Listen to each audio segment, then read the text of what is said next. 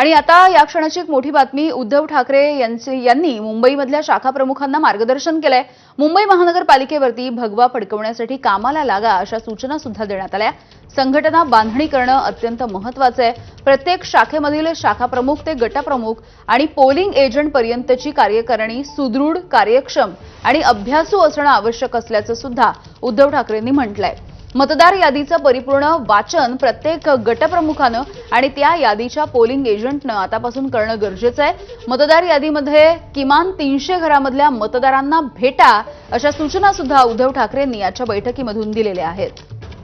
सूरज सावंत आमचे प्रतिनिधी माहिती देतील। सूरज, यामिनी, नक्कीच आज उद्धव ठाकरेंनी संपूर्ण मुंबईतल्या शाखा प्रमुखांसोबत एक महत्त्वाची बैठक घेतली। या बैठकीत प्रामुख्याने उद्धव ठाकरेंच्या हातात जेव्हापासून शिवसेनेची जबाबदारी देण्यात आलेली आहे तेव्हापासून करून दाखवलं ही टॅगलाईन खूप गाजली होती आणि त्याच्या विरोधात आता गद्दार सेनेने कसं घालवून दाखवलं, मुख्यमंत्री पदावरनं कसं काय पाऊल उतर केल्यानंतर एक एक गोष्टी कशा खराब करण्यात आल्या या देखील उद्धव ठाकरेंनी आज त्यांच्या ह्याच्यात सांगितलेल्या आहेत आणि त्या लोकांपर्यंत पोहोचवण्याच्या सूचना देखील दिलेल्या आहेत। त्याचबरोबर मुंबईकरांना पाणी, आरोग्य, शिक्षण, स्वच्छता या संदर्भातले जे प्रकल्प आहेत जे शिवसेनेने त्यांच्या सत्ता काळात राबवण्यात आले ते लोकांपर्यंत पोहोचवण्यास सांगितलेले आहेत।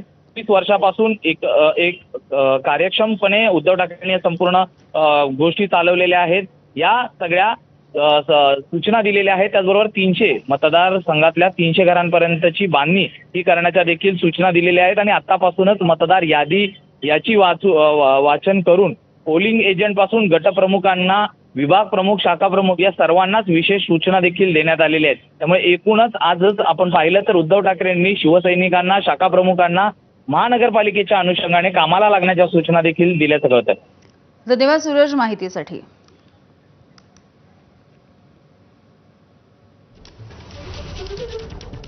तर बैठकीतले महत्त्वाचे मुद्दे आपण जाणून घेऊयात। मुंबई महानगरपालिकेवरती